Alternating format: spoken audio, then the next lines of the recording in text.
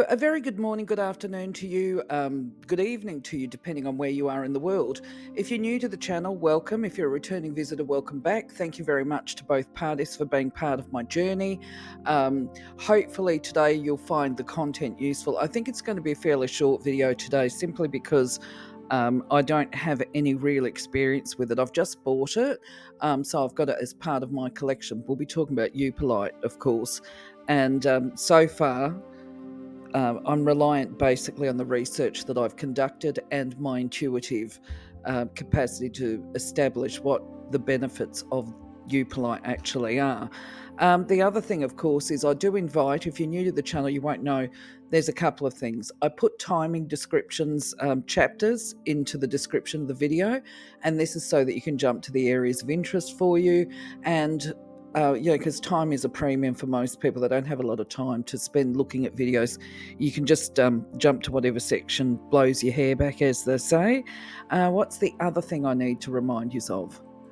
I think it's quite simply not so much a reminder, but rather an invitation. Feel free, if you've got experience working with the crystal, feel free to give your information, knowledge, or if you know somebody and they've told you certain things about a crystal, whether it's Eupolite or any other one, just come in and add your comments, because the more information we get out there, the more we expand the pool of information, shall we say, and our own awareness individually and collectively. There's something else. Look, I'm just going to say I probably will be doing the something else all through this video, because I'm still recovering, obviously, with my wellness moments. So I'm not as clear-headed as I have been. But anyway, let's push on and talk about Eupolite. So when it comes to Eupolite, it really is a case of beauty is in the eye of the beholder.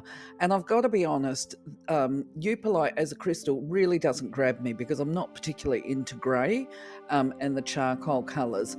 But what I did like about it, what made me buy it and add it to the collection, was because when it's exposed to UV light, it actually becomes fluorescent and you get those orange glows. I mean, I don't know if the image on the thumbnail is genuine. I think it is. I can't remember now, because I sourced it a while back when I was first doing the template for this particular video. But either way, as you see in this image here, you see these pockets of orange. Well, that's where it's starting to glow. Now, I'm going to say that the Eupolite that I've got is some polished spheres, if I can say the word. And at this point in time, I haven't tested the fluorescence of them, and they don't particularly look like this one. I've got images coming up on the other slides of what mine looks like. It's very similar. But I guess, regardless of the fact of what it looks like, and you will get to look at a few other pieces, is just the information about it. It's fairly new, apparently, on the market, having only been discovered in about 2017. And when I say discovered, I would imagine it's in rather large quantities where it's been located. It's just that it probably took until 2017 for somebody to establish that Eupolite glows in the dark. So for me, when I made my purchase, I wasn't actually considering metaphysical benefits from the crystal. I just thought it would be a good novelty item, actually, for children. Children seem to love crystals, and little boys, I think, would really gravitate towards anything that does this glow in the dark type thing. Anyway, just another little point, and we talk about this more when we talk about the mineral content, is that Eupolite is actually found in, or it was discovered, so to speak, in Michigan, and it was named because the locals, I think they call themselves Yoopers or something like that. So it's a Yooper because it's from the region, and the light comes in because obviously it glows in the dark. So I make no claims to any accuracy with the links to the Zodiac. I've basically just taken this offline from other sources where people present that Eupolite is recommended for people of Sagittarius, Aquarius, and Gemini, believing to enhance. Oh, what have we got here? Sagittarius, to the search and quest for knowledge and truth. Aquarius, it's supposed to support innovation and to speak authentically, to speak your truth honestly, probably with kindness as well, I would imagine, would be part of it. And for Geminis, if they're struggling to communicate, apparently it's supposed to work for that and to encourage their curiosity. But having said that, once again, as always, if you feel drawn to a crystal, don't let your star sign dictate or prohibit you from the crystal that you actually feel drawn to. So as far as chakras go, it's supposed to be recommended for your throat, brow, and sacral chakras. Now, of course, that's about the clear vision. The brow, of course, is your psychic gifts. The sacral chakra is your emotional regulation and creativity, and throat is verbal expression and communication, and even communicating with the higher beings, shall we say. So that would all be part of the attributes that we're going to look at in a little while. However, once again, I think my gut instinct is it's also to do with the base chakra, and that's because of my colour associations. Some of it's got black in it, black speckles or the dark grey charcoal. But let's just do a metaphysical overview here, which I think because it's a new crystal and because I haven't worked with it, I've kind of relied on my own gut instinct with this, unpacking it. So I'm moving the slides around today simply because I'm taking a different approach with unpacking the attributes of Yooperlite for you, the listener, and telling you how I come to my intuitive outcomes of what I consider to be the benefits of a crystal when it comes up. So in the first instance, I'm going to point out the image that we've got here, that I sourced that from geologyscience.com. It's also called Glodolite. Now, the image here shows you the same batch of crystals, one that hasn't been, on one side it's before it's exposed to the UV light, and on the right-hand side, that's what it looks like after it's been exposed to UV and then put in a dark room. It starts to glow, hence the name Glodolite. Now, I will go through the slide information first, which is that as far as hardness goes, it's relatively, it's not hard, it's not soft, it's 5.5 to 6, so it's pretty average. It can come apparently in a range of different colours, which is the grey, the orange, the greens, the blues and the pink, and excuse my dog as it goes crazy right now. You can also see on these images here on the left, they're polished, which is why they've got the sheen on them, and you can see that it's actually got black speckles in it as well. Now, as far as toxicity goes, the reason I mention this and I like to go into this kind of information is because a lot of people like to use crystals for elixirs. So Yooperlite, I don't think would be suitable. Well, it's definitely not suitable for water immersion as it happens, but even if it was, there is a risk of toxicity associated with it apparently. The green stuff, which I don't have any images of that is said to contain uranium. Now, the other thing I want to make point of or point out to you before I go into some of the other information, it glows because of apparently sodalite that lies within it. Now, it's also apparently a cyanite rock. That's the mineral component of it. Now, of course, I know what I needed to tell you, which is, if you're new to the channel, I am not a geologist, I'm not a lapidarist, I have no gem expertise, anything like that. The information I'm giving you on this slide is stuff that you can find on any professional website, so I'm just relaying other people's information here, and it's a learning curve for me too. The sodalite, or the fluorescence, comes from the sodalite within Yooperlite. Now, if you're anything like me, I see sodalite as being blue or white, so the fact that it can actually glow orange was something that was quite new to me, and I don't think all of your sodalite that we've got is going to glow in the dark, sort of thing. I'm just checking my notes here. Just that when they were originally discovered, it was in Michigan, okay, which is apparently around Lake Superior. So it can be sourced from either Michigan or from Canada, apparently in Ontario. I don't know if I pronounced that correctly. Anyway, the reason I wanted to mention cyanite is because it's considered to be an igneous rock. And to put this into perspective, and I did a bit of a Google on this as well, is that the way Yooperlite is formed is that it was originally molten lava, and apparently back to the last ice age, and it's formed underneath the surface of the Earth's crust, which is why it's called igneous. But there is still a loose association, shall we say, with volcanoes, albeit a long time ago. So while it's not strictly a volcanic rock, it is associated with volcanic activity. And from there, when I know this kind of information, I'm able to then, through my understanding of location, source, and the way it's been created, I'm then able to do a bit of a metaphysical property attributes type thing. So let's look at the overview of it. So just to point out here, the image that we've got here of the sphere, this is what I've got. I've got a number of these types of spheres here. They look exactly like this and not like the other images we were looking at.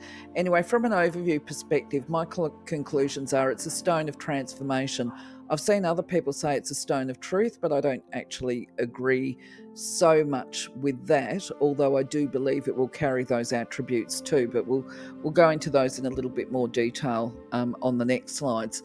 But when we talk about an overview perspective, so I've unpacked it this way. There's volcanic activity associated with it. Anything associated with volcanoes is about transformation, because fire is about purification and transformation, cleansing, and all of that kind of thing. When we talk about sodalite, which this is a core mineral or core component of Yooperlite, sodalite is associated with neural repatterning, the brain, actually, in the crown chakra, to be honest. Because it is found by the oceans and the water is going to influence the properties of the crystal. So I see it will be emotionally calming and soothing. At the same time, water is also associated with moon and the lunar cycle. So it's probably good for women's hormonal issues and that kind of thing, but also opening up to the psychic gifts, the intuition, the clairs. And I also believe too, because we've got that fire and transformation aspect as well, and anything that has been formed a long, long time ago, like the Ammonites and that kind of thing, tends to be associated with what we call the goddess or Gaia energy. And that's about really grounding and connecting to that central pool of energy at the core of the earth, that because that's all molten lava anyway. So there again, I associate goddess with this. And then because of the nature of goddess energy or the Gaia energy, I associate Yooperlite with being able to ground and center. So for me, it's going to be a transformative, this is my understanding of it, a transformative crystal that will also help a person to make practical, healthy, wise decisions, to be discerning and to repattern any behaviors. If they've got, recurring problems, or we tend to, as we go through our life, make the same mistakes again and again until we finally stop making them. So Yooperlite would help people to make healthy new choices and to break some of those cycles and patterns. Of course, that's my belief. So part of the problem for me when it comes to doing the buying tips here is I actually haven't tested it. And what is the problem for me is I've now got these items and I don't actually have a UV lamp to actually test it out under. I probably could put it outside and leave them outside for a couple of days to really get them exposed to the sunlight, because obviously we have quite high UV here in Australia, but I just sort of haven't got that far yet. I only got them the other day. So that would be something to consider. So generally speaking, I guess the best buying tips I can give you is just look at where you're buying it from, look at the prices. If you're buying in another country or from another country and you've got to import it to where you live, look at the conversion rates, look at the freight rates, and take a look at, I guess, the seller information, the seller reviews. Although they're not necessarily reliable, at least you're going to get an idea about it. What I would like to test further, or get somebody to answer some questions here for me, is how do you establish if you've got a good piece? Because clearly we can see, looking at some of these photos here, that some of them just fire right up when they're exposed to UV and then put in the dark. So some of them must contain more sodalite, Without having actually put mine under the light, I have a feeling that the sodalite in these comes up, well, I thought, until I saw this particular image here, that the glow bit was the sodalite, and I thought that was a little bit orangey on the balls that I've got the spheres. But clearly I could be wrong. Maybe it's the black or the grey bits on the spheres. That I would like to know. So, as far as spiritual attributes go, as previously stated, some people refer to Yooperlite as being the stone of truth. Frankly, I don't know that I would call it the stone of truth, but I actually am not sure what else we could call it, really.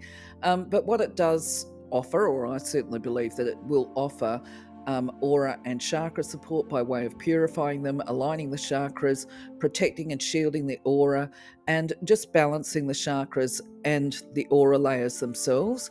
It would also potentially be beneficial to manifestation by helping a person to sustain that visualization and to go through the steps, that process of planning, goal planning, and remaining focused on it. Okay. It's also said to support channeling of divine energy and divine information and access to the higher realms. That is, access to the guides, to the pool of wisdom and knowledge, and to connect a person to their higher self, and to be able to express the truth of who they are, which we're talking about integrity when we're talking about higher self connection as well, and authentic self-expression. So it's also associated with spiritual growth and an awakening, if you like, and enlightenment, those light bulb moments. And it's believed to offer revelation, shall we say, to bring the subconscious and the hidden truths to the forefront, and that enhances discernment, certainly as far as what activities might be part of the divine plan, and also said to enhance your intuition, your intuitive abilities. Just a reminder of the disclaimer here that when it comes to physical and emotional healing attributes with crystals, you don't disengage from your medical or your treating practitioners. What you can do is actually use the crystal as a complement, because it may or may not work. We can't make claims like that. There's no evidence to support that crystals will help with physical health, but there are recommendations, is where I would go, that apparently it helps with cellular regeneration and repair. If there's problems with the DNA, I'll put my hand up and say some of these seem a little bit outlandish. I'm not sure how people come to the conclusions with some of these claims, but if you've got problems with these type of issues, and problems, what is the word I'm trying to think, is that when you do the detox, antioxidants. Okay, that's the word that I was looking for. If you've got issues with that, then you might want to work with Yooperlite and give it a go and see whether or not it provides any benefit. When it comes to colds, flus, viruses, it's supposed to support the recovery from. It's also believed to support vitality by invigorating you. Would be recommended for people with chronic fatigue, and just to balance out your physical energy so people don't suffer from burnout. It's also recommended for people with muscular disorders, soothing chronic pain, and if people are recovering from injury. And because of the pain stuff, we're talking about pain and inflammation. It's supposed to soothe inflammation. If there's throat issues, if I can speak, and that would be part of it, it's said to heal and strengthen the voice. It's also believed to benefit people with bone problems, so skeletal system. If somebody suffers from arthritis or osteoporosis, or recovering from bone breaks and fractures, they could try working with Yooperlite as well. The endocrine system is supposed to be supported through stabilizing the metabolism and to boost immunity and to balance it. So if you've got any of those problems, by all means, give it a go and let us know how it works.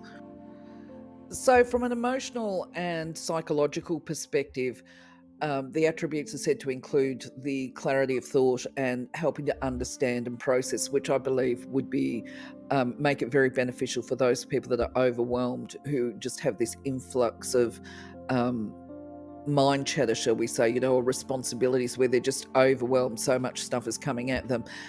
It is said to help to provide clarity there and to purify and transform those attitudes and beliefs that might be keeping a person locked into limitation and cycles of problems, shall we say.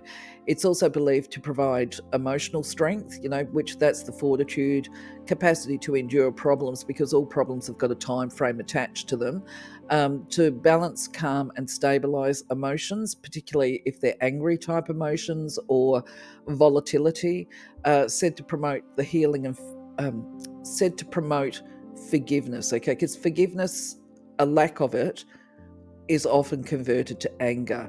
So the idea is that through the whole healing process, we transform the anger into healthy passion and creativity. And the creativity is actually vital to the manifestation of goals. So it's also said to help support focus and concentration. If people suffer from anxiety, stress, or depressive type disorders, it's supposed to help soothe and calm those. If a person is suffering from insomnia or irregular sleep issues, perhaps with the circadian rhythm, then it would potentially, let's just say that's a claim, benefit those people. And fear and anger go hand in hand. So if somebody is very sensitized to the judgments and opinions of others and succumbing to feelings of rejection, it's said to help overcome those and to build self-confidence. So as far as suitable uses go, I think it's important to note that whether or not Yooperlite is green or not, I certainly would not be using it as an elixir. I think that could be, it's probably got trace minerals in there. I haven't fully researched it yet, but obviously there is a risk of uranium presence in it if it's green, or if there's green in it, but there may be other trace minerals in the crystal. You might know whether there is or isn't, which I think prohibits it from being used as an elixir. But a person could use it within the environment as an ornament, certainly for meditation and certainly for jewellery. I think it would be perfectly suitable for that. Even the palm stones and the tumbled stones would probably be quite good to go in the bra. But I think I probably, and if I was going to do it, I would be doing some more research, and I'm sorry that I haven't done it today, to see if there's any toxicity by having unpolished against the skin. If I had a tumble stone, I would want to know whether or not whether or not it was safe. The other thing is too that some crystals can react when exposed to things like water. So if you're the sort of person that pops tumblestones in your bra in a hot climate, perspiration is going to be water, so that is going to be impacting on the crystal as well. You could use it, I would imagine, quite safely for gridding. But if you've got any thoughts or knowledge or understanding about this stuff, then please do, I repeat, please do make a comment. So when it comes to the message, for me, because I haven't actually used Yooperlite yet, initially when I was looking at this, what could be the oracle message that we could gain from Yooperlite, I came up with, the first thoughts were nothing. I can't think of a message. How would I interpret it myself if somebody picked Yooperlite? If you're new to the channel, you won't know that this particular section is because I have a bowl of crystals that quite often when I'm providing services to people, I ask them to do a lucky dip. I don't have Yooperlite in that bowl. So it was like, well, what would I conclude if somebody was drawn to it? So upon reflection, I came up with this, which is that I would interpret it as the person being encouraged to enjoy life, to get out there and have fun. There is a novelty value to Yooperlite, I believe. And in many ways, I associate that novelty value with capturing the inner child, So if life has become stagnant and stale and you've got difficulty feeling the positive emotional states, because obviously sometimes when we get overwhelmed, there becomes an emotional numbness. I would interpret them being drawn to Yooperlite as being encouraged to return to that space of seeing everything as if it's new, that see it all as if it's the first time. Because remember, Yooperlite is transformational, so it can transform anything that's relatively mundane and boring into something that turns orange, that glows, it brings in light, like extra sunlight. So to me, that's all about feeling joy and happiness once again. And of course, this involves making a personal decision. Life's about choices as well. So if you've become numb, it's about focusing your intention as to, I choose to be open to experiencing more light in my life, to feeling more joy, to feeling more love, to be more charged with love and light thoughts. This is examples of how I would interpret it. And once again, I reiterate too, if you're new to the channel, this is quite often what I bring up on this particular slide, is that everything is contextual. It depends on the person that I'm doing a reading for at the time as to how I'm going to interpret their choice of crystal. So this is just a very general one. So when it comes to crystal care, I think the first thing we've got to acknowledge is the fact that it's not a super hard crystal, but it's not fragile, but it will potentially be damaged.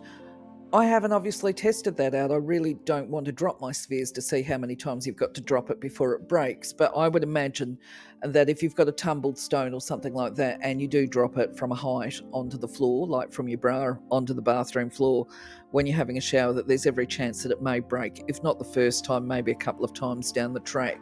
So a certain amount of care. You definitely would not be wearing this in the water. You wouldn't wear it into the lake, although obviously it's found along the lake, because it will potentially erode. So I am informed. I don't say that with any great authority, of course. It's not, my understanding is it's not for prolonged exposure to water. So you would do it briefly. You could use, I would imagine too, that the polished stuff is going to cope with water immersion if you've got it in a jewelry setting, as long as it's not left there for like 3 hours or whatever. You could probably drop it in for 5 or 10 minutes, then bring it out, give it a light brush if it needs to have any scum removed from the setting. And that's just the cleaning stuff. You could wipe it over if you've got spheres like what I have. You could use a soft cloth on that's damp as part of dusting them.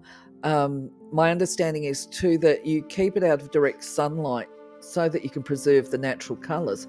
So that is going to be a problem for me with exposure to UV. That actually says that we do need to use something like a UV lamp so that we can, if we're displaying it, I'm going to have to buy a UV flashlight, I think, so that I can show it off when I take it out and display it.